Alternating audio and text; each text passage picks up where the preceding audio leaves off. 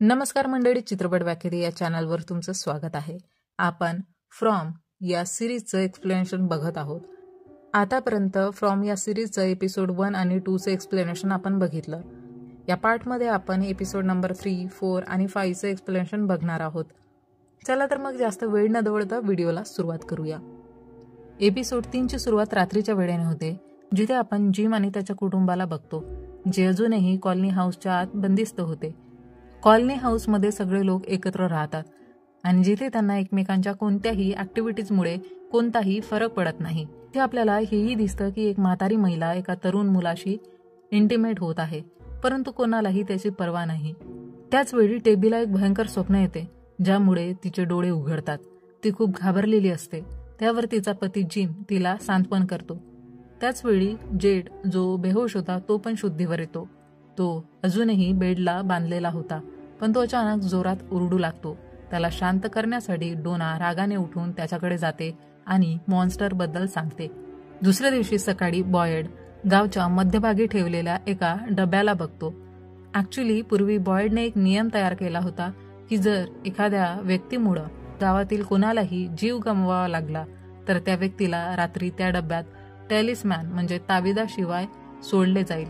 आणि फ्रँकचे कुटुंब त्याच्या चुकीमुळं मरण पावलं होतं, त्यामुळे आज त्या डब्याचा वापर त्याच्यासाठीच केला जाणार होता. त्यावेळी बॉयड फ्रँकला जेलमध्ये जाऊन जागे करतो, जो खूप दुःखी असतो कारण त्याने त्याचे कुटुंब गमावले होते. फ्रँक सांगतो की त्याची बायको लॉरेन बॉयडला खूप मानत होती आणि बॉयडवर तिला खूप विश्वास होता की तो या गावातील सर्व लोकांना सुरक्षितपणे बाहेर काढणार. त्यानंतर सीन कॉलनी हाऊसकडे जातो, जिथे डोना जेडला सर्व गोष्टी समजावून सांगत होती. ती त्याला हेही सांगते की टॉबी आता जिवंत नाही, पण जेडला तिच्यावर विश्वास बसत नाही. त्याला असं वाटतं की हे सर्व एक सेटअप आहे, जिचा सेट खूप मोठा आणि भव्य आहे आणि सर्वजण ॲक्टर आणि ॲक्ट्रेस आहेत आणि टॉबी त्याच्याशी प्रँक करत आहेत. त्यामुळे जेड आता तिथून बाहेर पडून एका मुलीची सायकल घेत टाऊनमध्ये फिरायला निघतो. त्याचवेळी थनला पुन्हा तोच पांढरा कपड्यातील मुलगा दिसतो, ज्याला पाहून तो हाय करतो आणि तो देखील त्याच्याकडे पाहून उलट हाय करतो. हे इथे खूप विचित्र वाटतं कारण तो मुलगा इतर कोणालाही दिसत नव्हता. असो, आता सीन मिसेस लूच्या डायनरमध्ये येतो, जिथे ती टाऊनमधील लोकांसाठी अन्न बनवायची. केनीशी बोलत असताना ती असे दाखवते की सर्व काही सामान्य आहे, पण मिस्टर लूचे निधन होण्यामुळं ती खूपच दुःखी होती. तिला त्यांच्या निधनाचं मोठं दुःख होतं. त्याचवेळी सैरा तिथे येते, जी डायनरमध्ये काम करत होती, पण कधी कधी रुग्णालयात देखील जात होती, ज्यामुळे तिने एक मोठं कांड केलं होतं याबद्दल कोणालाच अजूनपर्यंत माहिती नव्हतं. त्यानंतर कॉलनी हाऊसमध्ये फादर खत्री जिम आणि टेबीला भेटतो आणि त्यांना सांगतो की आज त्यांना टाऊनच्या लोकांसमोर ठरवायचं आहे की ते कॉलनी हाऊसमध्ये राहतील की टाऊनमध्ये. जर ते टाऊनमध्ये राहतील तर त्यांना स्वतःचं घर मिळेल, पण कॉलनी हाऊसमध्ये राहिल्यास त्यांना सर्व काही एकमेकांसोबत शेअर करावं लागेल. जुली देखील आपली इच्छा व्यक्त करते की तिला कॉलनी हाऊसमध्ये राहायचं आहे, पण जिम आणि टेबी तिच्या विचारांची पर्वा न करता ते टाऊनमध्ये राहणार हे डिसाईड करतात. जेव्हा ते लोक जुलीच्या विचारांना महत्त्व देत नाही तर ती चिडून तिथून निघून जाते. त्यामुळे खत्री त्यांना टाऊनमध्ये असलेलं एक रिकामं घर दाखवण्यासाठी नेतात.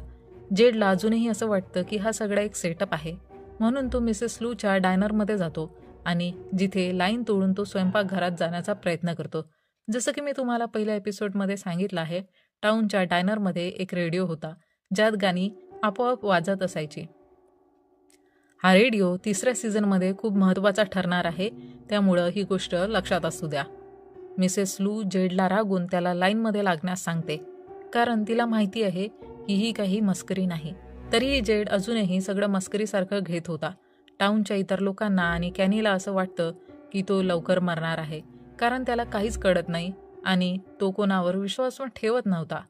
त्यानंतर सारा नेथनला डायनरमध्ये बघते, जो तिच्याच विचारात तिथे आला होता.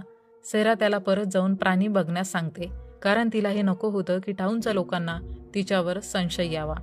त्यानंतर फादर खत्री जिम आणि टेबीसोबत टाऊनमध्ये घर दाखवण्यासाठी जातो आणि त्यांना नियमांचे पालन करण्यास सांगतो. त्याचवेळी जिम आणि टेबीच्या नजरेला एक बॉक्स लागतो, ज्यात फ्रँकला ठेवले जाणार होते. खत्री त्यांना त्या बॉक्सबद्दल सांगतो आणि घरात नेतो आणि ते घर लॉरेन आणि मेगनचं असतं, जिथे लॉरेन आणि मेगनचा मृत्यू झाला होता. आणि आज फ्रँक पण मरणार होता, त्यामुळं हे घर जिम आणि टेबीला दिलं जाणार होतं. मेगनच्या खोलीची स्थिती पाहून टेबीचं मन विषण्ण होऊन जातं, कारण तिथल्या भिंतीवर मेगन आणि लॉरेनचं रक्त लागलं होतं. टेबी रडत बाहेर येते आणि ती त्या गावात राहू इच्छित नाही हे जिमला सांगते. ती असं देखील म्हणते की या गावकऱ्यांवर विश्वास ठेवून मी इथे कशी राहू, पण जिम म्हणतो की त्यांनीच त्यांचा जीव वाचवण्यासाठी मदत केली आहे. जिम टेबीला समजावतो की त्यांच्याकडे दुसरा पर्याय नाही. त्यांनी आधीच इकडून जाण्याचा प्रयत्न केला, पण ते अपयशी ठरले. त्यामुळं हे लोक जे सांगतायत ते सगळं खरं आहे. आणि मग बॉयड फ्रँकला त्याच्या म्हणण्यानुसार त्या ठिकाणी घेऊन जातो जिथे तो त्याच्या मुलीला घेऊन खेळवत होता आणि त्याने तिथे एक झुला बसवला होता. फ्रँक ते बघून खूप भावुक होतो आणि कुठे ना कुठे बॉयड स्वतःही खूप दुःखी होता. आता कॉलनी हाऊसच्या आत आपण थनला पाहतो, ज्याला एलिस एक वॉकिंग स्टिक बनवून देतो, ज्याच्यासोबत फातिमा आणि जुलीही बसलेले होते. इथे फातिमाशी बोलताना जुलीला कळतं की गावातील सर्व लोक एकमेकांची मदत करतात, कारण सगळे तिथे एकटे आहेत आणि सर्वांना मदतीची आवश्यकता आहे. आता थन आपल्या वॉकिंग स्टिकने चालत कॉलनी हाऊसच्या मागे जातो आणि तिथे त्याला विक्टर दिसतो. तो तपासत होता की खरंच रात्री झाडं हलतात की नाही. त्यानंतर थन त्या मुलाबद्दल विचारतो, ज्याला थनने पाहिलं होतं, म्हणजे बॉय इन व्हाईट. पण विक्टर थनपासून थोडा दूर राहतो, कारण रात्री जुली त्याला बघून घाबरली होती. त्यामुळे त्याला असं वाटतं की हे लोक त्याला चुकीचं समजू शकतात. तरी थन विक्टरकडून त्या व्हाईट कपड्यातील मुलाबद्दल पुन्हा विचारतो. विक्टरला आपण शॉक झाल्याचं बघतो, कारण तो मुलगा आधी त्याला दिसत असे. विक्टर थनला सांगतो की पुढच्या वेळी व्हाईट बॉयला पाहिल्यास त्याला माझ्याकडून हाय सांग. तेवढ्यात जुली तिथे येते, जिला विक्टर थोडा वेडसर वाटत होता. म्हणून जुली आपल्या भावाला विक्टरपासून दूर राहण्याचा सल्ला देते आणि त्याला घेऊन तिकडून निघून जाते. त्यानंतर आपण जेडला पाहतो, जो गावात फिरत मजा करत असतो आणि त्याला गावात एक स्टोरेज हाऊस दिसते, जो बंकर सारखा होता. त्यात प्रवेश करताच जेडला एका माणसाचा मृतदेह दिसतो. त्याला एका मोठ्या दगडाने कुचलून मारून टाकलं होतं, पण त्या मृतदेहाने जेडला पाहताच जोरात ओरडायला सुरुवात केली, ज्यामुळे जेड घाबरून खाली पडतो आणि त्याला स्टोरेज रूमच्या छतावर एक चिन्ह दिसतं, जे एक प्रकारचं प्रतीक सारखं दिसत होतं. त्या क्षणी सर्व काही सामान्य होतं आणि काही घडले नाही असं वाटतं. जेडला असं वाटतं की हा सेट भयंकर पद्धतीने डिझाईन केलेला होता आणि तो पुन्हा हसत बाहेर पडतो. बाहेर पडताना तो विचार करत होता की कदाचित त्याला इथून बाहेर जाण्यासाठी काही क्लूज शोधावे लागतील, म्हणून तो पुन्हा इकडे तिकडे फिरू लागतो, कारण त्याला अजून विश्वास बसत नव्हता की तो इथे अडकला आहे. आता आपण बॉयडला बघतो, जो फादर खत्रीच्या चर्चमध्ये पहिल्यांदाच आला होता. तिथे बॉयडच्या बोलण्यावरून कळतं की त्याने तो बॉक्स फक्त लोकांना भीती दाखवण्यासाठी बनवला होता, त्यामुळे लोक एकमेकांची मदत करतील आणि नियमांचे पालन करतील. तो फ्रँकला त्या बॉक्समध्ये ठेवून त्या मॉन्स्टरच्या हवाली देण्यास इच्छुक नव्हता. त्यावर फादर खत्री त्याला सांगतो की जर तो आता नियमांचे पालन करणार नाही तर बाकीचे लोक पण नियम मोडायला सुरुवात करतील. असं सांगताना खत्री बॉयडला हेही बोलतो की नियम सेट करणारा बॉयडच आहे. त्याच्या आगमनानंतरच टाउनमध्ये मृत्यूंचा दर कमी झाला आहे. तुम्हाला आठवत असेल की सुरुवातीला 90 डेज विदाऊट इन्सिडंट असं लिहिलं होतं, ज्याचा अर्थ असा होता की 96 दिवसांपासून कुठल्याही मॉन्स्टरने मनुष्याची हत्या केली नव्हती. खत्रीचं म्हणणं होतं की बॉयडच्या आगमनानंतर लोक नियमांचे पालन करण्यास सक्षम झाले. तसेच बॉयडनेच शोध लावलेला तो तावीज होता, जो मॉन्स्टरला घरांमध्ये प्रवेश करण्यापासून थांबवतो.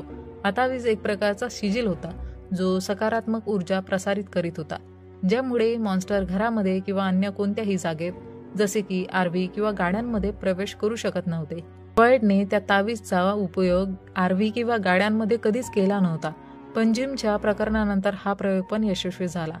हे ऐकून बॉयड फादर खत्रीवर चिडतो, कारण तो एक फादर असला तरी त्याला लोकांना योग्य मार्गदर्शन देणं अपेक्षित होतं, ना की त्यांना भडकवणं. तो खत्रीला चिडून उलट बोलतो आणि नंतर फ्रँककडे जातो. तो त्याला तावीज देऊन सांगतो की तो टाउनपासून 10 मैल दूर एका घरात जाऊन राहू शकतो आणि टाउनवाल्यांना काहीही कळणार नाही. तसेच तो फ्रँकला सांगतो की तो टाउनवाल्यांना एक खोटं कारण सांगू शकतो. आता बॉयड त्या ठिकाणी पोहोचतो जिथे आज जिम आणि त्याचं सर्व कुटुंब टाउनवाल्यांसमोर ठरवणार होते की ते डोना हिच्या कॉलनी हाऊसमध्ये राहतील की टाउनमध्ये. कॉलनी हाऊसबद्दल बोलायचं झालं तर तिथे सगळे आरामात राहतात, पण सर्वजण एकमेकांची मदत देखील करतात. टाउनमध्ये लोक एकमेकांची मदत करतात, पण त्यांचं स्वतःचं प्रायव्हेट जीवन देखील जगत असतात. सरप्राइझिंगली फ्रँक तिथे येतो, जो पडून गेला नव्हता. आणि ती तावीज बॉयडला परत करतो, कारण तो स्वतः समजून गेला होता की बॉयडने त्याचं जीवन वाचवलं तर लोक बॉयडवर विश्वास ठेवणार नाही, नियम पाळणार नाही आणि त्याच्या चुकीमुळे त्याने स्वतःचं कुटुंब गमावलं आहे. त्यामुळे फ्रँक स्वतः आता जगू इच्छित नव्हता आणि त्याचा दबाव तो बॉयडवर टाकू इच्छित नव्हता. त्याच्या शब्दांनी सर्वजण भावूक होतात, पण त्याचवेळी जेड तिथे येतो आणि त्याला सगळं नाटक वाटतं आणि तो जोरजोरात हसून टाळ्या वाजवतो. इथे फ्लावरचा अर्थ कॉलनी हाऊस आणि दगडाचा अर्थ म्हणजे टाऊन असा होता. त्यानंतर बॉयड जेडला रागाने धरून त्याला कॉलनी हाऊस किंवा टाऊनपैकी एक निवडायला सांगतो. तेव्हा जेड टाऊन म्हणजे दगड निवडतो आणि त्याला काही दाखवण्यासाठी तिकडून घेऊन जातो. जेड बॉयडला धमकी देऊन सांगतो की तो त्यांचं जीवन खराब करून टाकेल, पण तो हे जाणत नव्हता की त्याचं जीवन आधीच खराब झालं आहे. त्यानंतर जिम, टेबी आणि थन टाऊनमध्ये एकत्र राहण्याचा निर्णय घेतात, पण जुली रागात कॉलनी हाऊसमध्ये राहण्याचा निर्णय घेते, कारण तिच्या पालकांनी कधीच तिचं ऐकलं नव्हतं आणि ती आता आपल्या पालकांपासून थोडं स्वतंत्र लाईफ जगू इच्छित होती. यावर टेबी जुलीवर रागून तिला टाऊन निवडायला सांगते, पण एकदा निर्णय घेतल्यावर तो बदलता येत नव्हता. त्यामुळे बॉयड टेबीला वचन देतो की एलिस म्हणजे त्याचा मुलगा जुलीची काळजी घेईल. अंधार पडायला लागला होता, त्यामुळे सर्वजण अखेर फ्रँकला भेटून त्याला बॉक्समध्ये ठेवून घराकडे निघून जातात. कॅनी जेडला घेऊन ग्रेवयार्डमध्ये जातो, जिथे जेड बॉयडच्या बिहेवियरमुळे खूप रागात असतो, पण कॅनी त्याला टोबीच्या मॉन्स्टरने खाल्लेल्या डेड बॉडीचे दर्शन घडवतो. जेडला सुरुवातीला ती मस्ती वाटते, पण नंतर त्याला त्या डेड बॉडीपासून वास येतो आणि तो रडू लागतो. त्याला समजतं की हे सर्व काही खरं आहे आणि तो अशा ठिकाणी फसला होता जिथून बाहेर पडणं अशक्य आहे. त्या रात्री माणसांना मारणारे मॉन्स्टर फिरत होते आणि त्याला हे सत्य समजलं की रात्री इथे मॉन्स्टर खरोखरच माणसांना मारतात. पण अजूनही हे सत्य कोणाला माहिती नव्हतं की टोबीला मारणारा मॉन्स्टर नसून सायरा होती. त्यानंतर कॅनी त्याला सांभाळून त्याच्या घरी नेतो. तिथे मिसेस लू आपल्या पतीच्या मृत्यूवर शोक करत होती. कॅनी त्याच्या आईला सांगतो की जेड वरच्या खोलीत राहील. मिसेस लू यावर हामी भरते. पुढे रात्रीच्या सीनमध्ये बॉक्समध्ये असलेल्या फ्रँकवर मॉन्स्टर हल्ला करतात आणि त्याला संपवतात आणि एपिसोड 3 इथेच संपतो. एपिसोड 4ची सुरुवात भूतकाळाच्या दृश्यापासून होते, जिथे आपण छोट्या विक्टरला पाहतो, ज्याच्याकडे एक लंच बॉक्स होता. तोच लंच बॉक्स घेऊन एका चेंबर बाहेर येतो जिथे जेड गेला होता आणि तो घाबरलेला होता. बाहेर आल्यावर त्याला चारही बाजूने अनेक लोकांच्या डेड बॉडीज दिसते, ज्याचा अर्थ हा होता की विक्टर त्या ठिकाणी लहानपणापासूनच अडकलेला होता. प्रेझेंट टाइममध्ये कॉलनी हाऊसच्या आत सकाळी जुलीला विक्टर तिच्या जवळ बसून चित्र काढताना दिसतो. विक्टर नेहमीच लहान मुलांसारखी चित्र काढत असे, त्यामुळे तो रियालिटी आणि स्वप्नांमध्ये फरक ओळखू शकत होता. त्याचवेळी टूडी तिथे येते, जी जेडच्या बेहोश होण्यानंतर त्याच्या जवळ आली होती आणि त्याला पाहत होती. ती त्याला खूप सुंदर म्हणते. आता टूडीने जुलीचे कपडे घातले होते, ज्यामुळं जुलीला थोडं विचित्र वाटतं, पण कॉलनी हाऊसमधील लोक असेच एकत्र राहत होते, त्यामुळे जुली याबद्दल जास्त विचार करत नाही. तिला आधीच सांगितलं गेलं होतं की इथे सर्व लोक एकत्र राहतात. आता बर्ड सकाळी त्या बॉक्समध्ये जातो आणि तिथे त्याला फ्रँकला मॉन्स्टरने क्रूरपणे संपवल्याचं दिसतं. बर्ड त्याची डेड बॉडी डम्पिंग ट्रॉलीमध्ये ठेवून चर्चकडे नेतो. टाऊनमधील घरांमध्ये जिम आणि टेबी जुलीबद्दल थोडे चिंतित होते. त्याचबरोबर टेबीला असं वाटत होतं की हे सर्व तिच्या चुकीमुळं घडत आहे, कारण तिच्याच लापरवाईमुळं जिम आणि टेबीचा मुलगा थॉमस मरण पावला होता. टेबीच्या मते त्यांना ही सजा मिळत आहे म्हणून ते इथे अडकले आहेत. जिम टेबीला सांभाळत असताना थन तिथे येतो आणि जिम त्याला टाऊनमधील डायनरमध्ये घेऊन जातो. मिसेस लू त्यांच्यासाठी स्पेशल पॅनकेक्स बनवते. त्याच ठिकाणी त्यांची भेट सारासोबत होते, जी अगदी सामान्य वागत होती. पॅनकेक खात असताना थन जिमला विचारतो आणि जिम त्याला सांगतो की ते फक्त काही दिवसांच्या वेकेशनसाठी या टाऊनमध्ये आहेत, पण जेडला आतून जाणवत होतं की ते इथे अडकले आहेत, त्यामुळे तो वॉशरूम जाऊन रडू लागतो. त्याचवेळी विक्टर थनकडे येतो आणि सांगतो की त्या झाडांमध्ये 4 इंच हालचाल होती आणि ते चांगलं नाही, म्हणजे या टाऊनमध्ये झाडं देखील हलत आहे.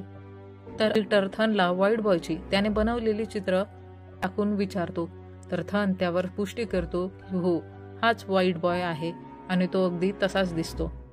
तेव्हाच जिम तिथे येतो आणि विक्टरची पर्सनॅलिटी जिमच्या नजरेत चांगली नव्हती, त्यामुळे जिम विक्टरला कॉलर पकडून त्याला थनपासून दूर राहायला सांगतो आणि विक्टरला डायनरमधून बाहेर काढतो. जिम त्यानंतर थनला घेऊन आपल्या घराकडे जातो. पण घरी पोहोचल्यावर थन आपल्या वडिलांपासून नाराज असतो, कारण त्याच्या अर्थी विक्टर त्याचा मित्र होता आणि जिमला त्याच्याबरोबर असं वागायला नको होतं. आता कॅनीला सोबत घेऊन स्टोरेज रूम किंवा चेंबर जवळ जातो आणि त्याला सांगतो की कसे त्याने मागील दिवशी तिथे एक माणसाची डेड बॉडी आणि एक चिन्ह पाहिलं होतं. पण कॅनीला हा फक्त जेडचा एक भास वाटतो आणि म्हणून तो जेडला पोलीस स्टेशनकडे घेऊन जातो. कॉलनी हाऊसमध्ये जुली आपल्या कुटुंबाला मिस करत असते. फातिमा तिला बाहेर काम करण्यासाठी घेऊन जाते, जिथे टेबी तिचा स्वेटर देण्यासाठी येते. त्याचवेळी जुलीची आई टेबी तिला सांगते की ती टाऊनमध्ये आपल्या घरात परत येऊन राहू शकते. यावरून आपल्याला कळतं की जुली आपल्या कुटुंबासोबत का राहू इच्छित नव्हती, कारण थॉमसच्या मृत्यूनंतर टेबी आणि जिम यांनी घटस्फोट घेण्याचा निर्णय घेतला होता, कारण दोघंही एकमेकांना त्याच्या मृत्यूसाठी जबाबदार मानत होते. घटस्फोट घेण्यापूर्वी ते एकत्र ट्रिपसाठी जात होते आणि त्यामुळे ते इथं अडकले असतात. ही सगळी गोष्ट बोलल्यानंतर जुली पुन्हा कॉलनी हाऊसच्या आत जाते, पण तेव्हा फातिमा टॅबीकडून जुलीचं स्वेटर घेऊन आत जाते. दुसरीकडे पोलीस स्टेशनमध्ये केनी जेडला एका नकाशावर काही मार्ग दाखवत सांगतो. खरं तर जेही लोक या शहरात आहे ते जगाच्या वेगवेगळ्या कानाकोपऱ्यातून, वेगवेगळ्या जागेतून, वेगवेगळ्या वेळेतून कुठेतरी जात होते. पण अचानक त्यांच्यासमोर हेच झाड आलं आणि त्यानंतर ते परत त्या रस्त्यावर आले, ज्यामुळं ते या शहरात अडकले. जेडला हे थोडं अशक्य वाटतं, पण तो एक बिझनेसमॅन आहे आणि त्याला वैज्ञानिक गोष्टींवर विश्वास आहे, म्हणून त्याला वाटतं की गावातून बाहेर पडण्यासाठी काही ना काही मार्ग नक्कीच असावा. त्याचवेळी पोलीस स्टेशनमधल्या रेडिओतून विचित्र आवाज येऊ लागतात आणि हे वारंवार होत होतं. मी तुम्हाला सुरुवातीला सांगितल्याप्रमाणे जेडला हे थोडं विचित्र वाटतं आणि असं होऊ शकतं की या लहान मोठ्या गोष्टी शोधून ते बाहेर जाऊ शकतील, त्यामुळे हे एक हिंट असू शकतं असं वाटून तो रेडिओ उचलून तिथून निघून जातो. आता आपण परत टॅबीला बघतो. जेव्हा ती तिच्या घरात परत येते तेव्हा ती जिमला सगळी गोष्ट सांगते, आणि जिम देखील फक्त टॅबीमुळेच डिवोर्ससाठी रेडी झाला होता, त्यामुळे तो तिच्यावर रागवत असतो आणि थनही त्यांचं बोलणं ऐकत असतो. त्याला ते ठीक वाटत नाही. तेव्हाच घराच्या मागच्या गेटवर विक्टर येतो, जो व्हाईट बॉयला शोधण्यासाठी बाहेर जाऊ इच्छित होता. आणि व्हाईट बॉय विक्टरनंतर थेट थनसमोर आला होता, म्हणजेच व्हाईट बॉयने आता थनला निवडलं होतं. म्हणून विक्टर आता थनला त्याच्यासोबत घेऊन त्या व्हाईट बॉयला शोधायला सांगतो. थन यासाठी रेडी होता आणि विक्टर थनला एक नवीन वॉकिंग स्टिक देतो आणि थनची जुनी स्टिक तिथेच ठेवून त्याला घेऊन जंगलाकडे निघतो. त्याचवेळी आपण बॉयडला बघतो रागात परत त्या बॉक्सला ठीक करत आहे, ज्यामध्ये त्याने गेल्या रात्री फ्रँकला टाकलं होतं. कारण स्पष्ट आहे, त्याची असं करण्याची इच्छा नव्हती. त्याने हे सगळं दबावत केलं होतं. खत्री ही बात समजून घेतो की बॉयडचा मूड खराब आहे, म्हणून तो फ्रँकची डेड बॉडी त्याच्या कुटुंबाजवळ दफन करायला सांगतो आणि बॉयडला समजवण्यासाठी त्याला बोलतो की या बाबतीत त्याची काहीच चूक नाही. तिथं आपल्याला कळतं की बॉयड कुटुंबाच्या आधीच खत्री त्या गावात आला होता, पण त्यावेळची स्थिती खूप वाईट होती आणि दररोज कोणाची ना कोणाची मृत्यू होत होती. पण बॉयड आणि त्याच्या कुटुंबाच्या त्या गावात येण्यापासून बॉयडने इथे काही नियम तयार केले होते, ज्यामुळे लोकांचे प्राण वाचू लागले होते. किमान 96 दिवसांपर्यंत इथे कोणताही अपघात झाला नव्हता. म्हणून बॉयडने फ्रँकला बॉक्समध्ये टाकणं चुकीचं नव्हतं. पण बॉयड आता विचित्र वागायला लागला होता, ज्यामुळं टाऊनच्या लोकांची हिंमत खचत होती. खत्रीच्या शब्दांनी बॉयडला हे समजल्यावर बॉयड थोडा समजून घेतो आणि त्याचं वागणं नॉर्मल होतं. आता जंगलात विक्टर थनला सांगतो की तो त्या ठिकाणी राहणारा सर्वात जुना माणूस आहे. जेव्हा तो त्या ठिकाणी आला होता तेव्हा तिथे अनेक लोक गाड्यांमध्ये अडकले होते आणि आपण त्या गावात खूप जुन्या गाड्याही बघतो, पण आता त्यापैकी कोणीही जिवंत उरलं नव्हतं. तेवढ्यात त्यांना व्हाईट बॉय दिसतो आणि दोघं त्याचा पाठलाग करत एका दूरच्या झाडाजवळ पोहोचतात. आणि हे पाहून विक्टर थनला त्या झाडाबद्दल सांगतो. जर ते त्या झाडात बनलेल्या छिद्रात जातात तर झाड त्यांना कुठेही टेलिपोर्ट करेल, पण ते ठिकाण कुठलंही असू शकतं, जसं मोठ्या दगडाखाली, भिंतीच्या आत किंवा इतर कुठेही. आणि फक्त काही निवडक लोकच त्या छिद्रात जाऊन योग्य ठिकाणी पोहोचतात. जंगलात असे अनेक झाड आहेत ज्याबद्दल टाऊनच्या लोकांना काहीच माहिती नव्हती.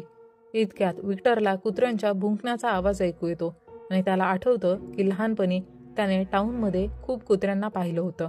हे आठवताच तो थनला तिथून घेऊन निघतो. त्यानंतर जिम आणि टॅबीला थनच्या गायब होण्याची माहिती मिळते आणि ते दोघंही घाबरून त्याला शोधण्यासाठी जंगलात जातात. त्याचवेळी त्यांना कुत्र्यांच्या भुंकण्याचा आवाज येतो आणि ते कुत्रे त्यांना वेढतात. पण विक्टर त्याच्याकडे असलेल्या गनच्या सहाय्याने त्या कुत्र्यांना पळवून लावतो. त्यानंतर टॅबी आणि जिम विक्टरच्या जवळ येऊन थनला घेऊन जातात. त्यावेळी जिम विक्टरला पुन्हा रागात बोलतो, पण विक्टर त्याला गन दाखवून त्याला धमकावून तिकडून पडतो. नंतर विक्टर येऊन एका जागी जातो जिथे तो त्या कुत्र्यांच्या ड्रॉइंगला पाहतो. हे पाहून त्याला आठवतं की त्याने टाऊनमध्ये मरण पावलेल्या लोकांच्या डेड बॉडीमध्ये त्या व्हाईट बॉयला बघितलं होतं. तेव्हा त्याने त्याला हाय केलं होतं.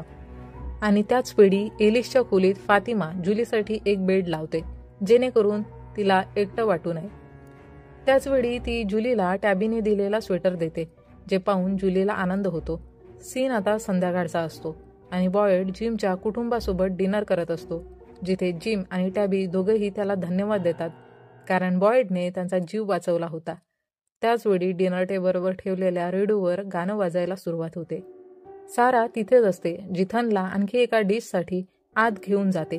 त्याचवेळी कॅनी बॉयडला थोड्या वेळासाठी बाहेर घेऊन जातो. टॅबी आणि जिम एकमेकांना त्यांच्या बिहेवियरसाठी माफी मागतात. आता ते दोघं कायम एकत्र राहणार होती कारण त्यांच्याकडे दुसरा पर्याय नव्हता आणि ते इथून बाहेर जाऊ पण शकत नव्हते. दरम्यान थन पोटॅटो डिश घेऊन बाहेर येतो. त्याचवेळी साराला पुन्हा तेच विचित्र आवाज ऐकायला येतात आणि तिच्या हातावर लिहून येते किल द बॉय, म्हणजे तिला थनला मारावं लागेल. हे पाहून सारा आश्चर्यचकित होते आणि तिला अचानक दौरे येऊ लागतात, ज्यामुळे बॉयड, केनी, जिम आणि टॅबी तिला तिथे जाऊन मदत करण्याचा प्रयत्न करतात. त्यानंतर कॉलनी हाऊसच्या बाहेर विक्टर दिसतो, जो अनेक कब्रांना खोदत होता. हे पाहून सर्वजण आश्चर्यचकित होतात आणि डोना विक्टरला येऊन त्याबद्दल विचारते. विक्टर फक्त इतकं बोलतो की तो त्यांचीच मदत करत आहे, ज्यावरून आपण समजतो की टाऊनमध्ये आणखी काही मृत्यू होणार आहे. आणि या प्रकारे 4था एपिसोड इथे समाप्त होतो. 5वा एपिसोड तिथून सुरू होतो जिथे 4था एपिसोड संपला होता. विक्टरला कब्र खोदताना पाहून सर्वजण चिंतित होतात. त्याचवेळी नेथनकडे एक महिला येते आणि सांगते की त्याची बहीण सारा अस्वस्थ होऊन क्लिनिकमध्ये उपचार घेत आहे आणि नेथन तिथे जाऊ लागतो. क्लिनिकमध्ये क्रिस्टी सैरावर उपचार करत असते. सैरा नॉर्मल होती, पण ती आज रात्रीसाठी तिच्या ऑब्झर्वेशन खाली राहणार होती. आता क्रिस्टी हे बॉयडला सांगते आणि त्यावेळेस नेथन बाहेर आला होता, पण सैरा त्याच्याशी भेटू इच्छित नव्हती. म्हणून बॉयड त्याच्याजवळ जाऊन सांगतो की सारा आराम करत आहे, पण तरीही नेथन तिला भेटण्याची इच्छा जाहीर करतो आणि तो मानत नाही. हे वागणं बघून बॉयडला त्याच्यावर संशय येतो की नेथनला काहीतरी नक्कीच माहिती आहे जो तो इतरांना सांगत नाही. त्यामुळे नेथन तिथून निघून जातो. त्याचवेळी आपण जिम आणि त्याचं कुटुंब पाहतो. त्याचवेळी जिम काही विचार करत असतो आणि तो त्यांना एक गेम खेळायला सांगतो, ज्यात टाऊनशी संबंधित आणि टाऊनमध्ये आल्यावर जे काही प्रश्न त्यांच्या मनात आले होते ते भिंतीवर लिहायचे होते, ज्यामुळे त्यांना बाहेर जाण्याचे काही संकेत मिळू शकेल. रात्री जेव्हा सारा पुन्हा एकटी असते तेव्हा तिच्या हातावर किल द बॉय असं लिहिलं असतं. त्यामुळं सारा घाबरून क्रिस्टीकडे जाते आणि विचारते जर तिला असं कळलं की टाऊनपासून बाहेर जाण्याचा एक मार्ग आहे, पण त्यासाठी तिला काही वाईट गोष्टी कराव्या लागतील, तर क्रिस्टी काय करेल. क्रिस्टीला हे थोडं विचित्र वाटतं, पण ती उत्तर देते हो. क्रिस्टीला हा एक सामान्य प्रश्न वाटतो आणि जर काही चांगलं होईल तर त्यात काहीच वाईट नाही असं ती बोलते. नंतर त्या दोघी बोलतात आणि आपल्याला समजतं की क्रिस्टी आणि केनी एकमेकांना आवडत होते, पण ते एकमेकांच्या रिलेशनशिपमध्ये येऊ शकत नव्हते कारण क्रिस्टीची एंगेजमेंट मरियल नावाच्या एका मुलीसोबत झाली होती, म्हणजेच ती लेस्बियन होती किंवा बायसेक्शुअल होती. क्रिस्टीला भीती वाटत होती की जर ते कधी बाहेर निघू शकले आणि मरियल तिची वाट पाहत असेल तर मरियलसाठी क्रिस्टीचा केनीसोबत रिलेशन ठेवणं चुकीचं असेल, म्हणजेच फसवणूक होईल. क्रिस्टीच्या या गोष्टी ऐकून सारा होकार देते. त्यांच्या बोलण्यातून आपल्याला कळतं की साराचा प्रत्यक्ष जीवनात एक अत्यंत अत्याचारी बॉयफ्रेंड होता, जो तिला खूप मारहाण करायचा, पण नेथनने तिला प्रत्येक ठिकाणी संरक्षण दिलं होतं. अगदी गावात आल्यानंतरही नेथननेच तिची काळजी घेतली होती आणि म्हणून साराला सर्वात जास्त जवळचा नेथनच होता. आता असंच एकमेकांशी गप्पा मारत त्या दोघी संपूर्ण रात्र घालवतात. आणि दुसऱ्या दिवशी जेव्हा सारा तिथून जात असते तेव्हा नेथन तिला घेण्यासाठी येतो. पुढे आपण कॉलिनी हाऊसच्या आत पाहतो की जुले कुठेतरी खूप ताणतणावात होती, कारण प्रत्यक्ष जगात असे अनेक लोक होते जी तिची खूप आठवण करत असावेत.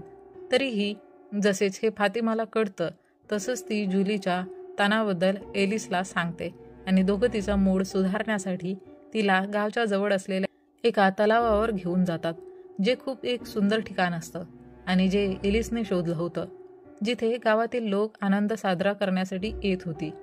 तिथे जाऊन जुलीला थोडं ठीक वाटतं, पण ती अजूनही चिंतित होती. त्यावेळी ती फातिमाला विचारते, तू प्रत्येक ठिकाणी इतकी पॉझिटिव्ह कशी राहते? त्यावर फातिमाचं उत्तर आपल्याला कळतं की प्रत्यक्षात ती इराणमधून आहे. एक दिवस तिच्या वाढदिवसाच्या दिवशी ती तिच्या दोन्ही भावासोबत आणि आई वडिलांसोबत तिच्या काकाच्या घरी गेली होती. तिचे वडील एक उपदेशक होते आणि त्यांचं बोलणं लोकांना आवडत होतं, पण नक्कीच काही लोक असे होते जे त्यांना पसंत करत नव्हते. आणि त्या दिवशी त्या लोकांनी फातिमाच्या काकाच्या घरी हल्ला केला आणि तिच्या वडिलांना मारून टाकलं. त्यावेळी फातिमाला हे समजलं, ती जिथेही जाईल तिथे काही ना काही संकट येणारच. तसाच जीवनाचा पण काही भरोसा नाही, ते कधीही संपू शकतं. म्हणून तिने ठरवलं की ती कधीही कोणापासून घाबरणार नाही आणि म्हणून ती आत्मविश्वासाने जगू लागली. आता बॉयडला देखील असे काही मानसिक त्रास देणारे विचार येत होते, ज्यामुळं तो खूप चिंतित होता. त्याला वाटत होतं की आधी नेथन, नंतर सारा आणि आता त्याच्याशी सुद्धा असं घडतंय. कदाचित त्यात काही संबंध असेल. हा विचार करत तो त्याच्या पत्नी एबीच्या कब्रजवळ जाण्याचा निर्णय घेतो आणि कॅनीला सांगतो की त्याच्या परत येईपर्यंत टाऊनवर त्याने लक्ष ठेवावं. आता सीन टाऊनच्या बारवर येतो, जिथं जेड रेडिओ घेऊन बसला होता आणि जेव्हा तो तिथे दारू पितो तेव्हा त्याची चव त्याला वाईट वाटते आणि तो तिथे थुंकतो, कारण टाऊनमधले लोक दारू बटाट्यापासून बनवत होते, त्यामुळे तिची चव जरा विचित्र होती. बारटेंडर टॉम जेडला याबद्दल सांगतो आणि त्याच्याशी बोलायला लागतो.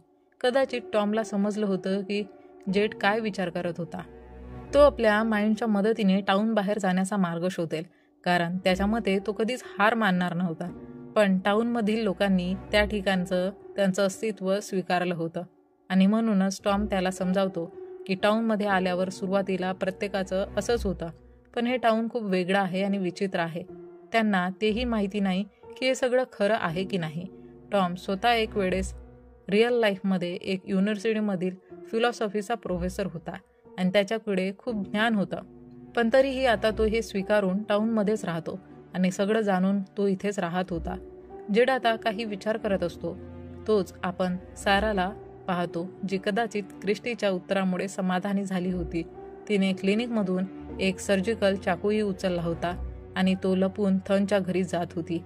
ती थनसोबत त्याच्या घराबाहेर खेळत असताना विचार करत होती की त्याला कसं संपवू शकेल, जेणेकरून ती तिथून बाहेर जाऊ शकेल. आणि त्यानंतर ती थनला नेथनच्या प्राणी पाळण्याबद्दल सांगते. थन त्या प्राण्यांना पाहायची इच्छा दाखवतो, म्हणून सारा त्याला ते सांगून फार्मकडे घेऊन जात होती. पण टॅबी एक चांगली आई होती आणि ती कोणावरही अशी विश्वास ठेवू शकत नव्हती, त्यामुळं ती सारा आणि थनसोबत जात होती. साराने तिला थांबवण्याचा प्रयत्न केला होता, पण टॅबी तिचं ऐकत नव्हती. त्याच दरम्यान नेथन साराच्या कृतीमुळे खूप घाबरला असतो आणि म्हणून तो खत्रीजवळ जाऊन, जो की एक फादर होता, त्याच्यासमोर सगळं कन्फेस करतो.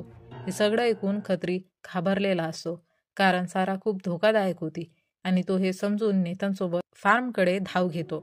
आता आपण बॉयडला पाहतो, जो आता एबीच्या कब्रजवळ पोहोचला होता आणि तो एबीसोबत बोलत असताना 5 दिवसांबद्दल सांगतो आणि कुठे ना कुठे बॉयड देखील गावाबाहेर जाण्याचा मार्ग शोधत होता, पण त्याला धैर्य मिळत नव्हतं. म्हणून तो एबीकडून काही संकेत मागतो, ज्यामुळं बॉयडला धैर्य मिळू शकेल आणि तो जंगलात जाऊन बाहेर जाण्याचा मार्ग शोधू शकेल. तर सारा, जी आतापर्यंत टॅबी आणि थनला सोबत घेऊन फार्मवर पोहोचली होती, पण तिला टॅबीला थनपासून दूर करावं लागणार होतं, ज्यामुळं ती त्याला संपवू शकेल. सारा हा विचार करत असताना टॅबीला काही दाखवण्याच्या बहाण्याने ती तिला एका बंद कंपार्टमेंटमध्ये डांबून ठेवते. तिला माफी मागते आणि तीही बोलते की ती हे सगळं सर्वांच्या भलाईसाठी करत आहे. टॅबीला काही समजत नाही आणि ती जोरजोरात ओरडत बाहेर काढण्यासाठी विनवणी करते. सारा तिचं काही न ऐकता थनच्या दिशेने चालू लागते. आता सारा थनला मारणारच, तर नेथन तिच्याकडे पोहोचतो आणि तिला थांबवण्याचा प्रयत्न करतो आणि त्याच वेळी थन तिकडून पळून जातो. परंतु साराला थांबवताना तिच्या हातातील सर्जिकल नाईफ नेथनच्या गळ्यातून जातो आणि तर थन पळत पळत कॉलनीच्या हाऊसमध्ये एलिस, फातिमा आणि जुहीकडे पोहोचतो आणि त्यांना सर्व काही सांगतो. जुही त्याला फार्मच्या दिशेने घेऊन जाते. दुसरीकडे जिमने फार्मवर पोहोचून टॅबीला सोडवलं आणि ते बाहेर येताना देखील पोहोचला असतो. त्यावर क्रिस्टीन नेथनला तपासून सांगते की नेथन आता जिवंत नाही. तेव्हा खत्री जंगलाच्या दिशेने पडतो आणि सांगतो की सारा जंगलात कुठेतरी पडून गेली आहे आणि ते सर्व खूप काही धक्कादायक होतं आणि सर्वजण खूप घाबरले होते. त्यांना समजत नव्हतं की हे सर्व काय चाललं आहे आणि सारा ही असं कसं करू शकते. आता जिम लवकरच थनला घेतो आणि बॉयडला टाऊनवाल्यांबद्दल उलटसुलट बोलताना घरात जातो. त्याच ठिकाणी अचानक टेबीच्या मनात एक आणखी प्रश्न येतो आणि ती भिंतीवर लिहिते, ते लोक त्या आरव्ही क्रॅशमध्ये वाचले का? कारण तिला असं वाटत होतं की कदाचित ते एक प्रकारच्या लिंबोमध्ये अडकले आहेत आणि ते आधीच मरण पावले आहेत. खरं तर हे सगळं गाव एक डेड गाव आहे आणि इथे सगळे मरण पावलेले लोक आहेत. दुसरीकडे क्रिस्टी डायनरमध्ये बसून खूप चिंतेत होती कारण तिला असं वाटत होतं की तिच्या सल्ल्यामुळं हे सगळं झालं. कारण साराने तिला गेल्या रात्री बोलून सांगितल्यावरच या सगळ्या हालचाली घडल्या होत्या. तेव्हा बॉयड तिला समजावून सांगतो की या सगळ्यात क्रिस्टीची काहीही चूक नाही. साराच्या मनात हे विचार आधीच होते किंवा असं सांगता येईल की कुणीतरी तिला हे करायला प्रवृत्त केलं होतं. त्याचवेळी डायनरमधल्या रेडिओवर एक गाणं वाजायला लागतं जे त्यांच्या सध्याच्या सिच्युएशनचं वर्णन करत होतं. ते गाणं ऐकून बॉयडला असं वाटतं की ते एबीचे संकेत आहे आणि त्याच विचारात तो डायनरमधून बाहेर निघून जातो आणि यासोबत एपिसोड 5चा समारोप होतो.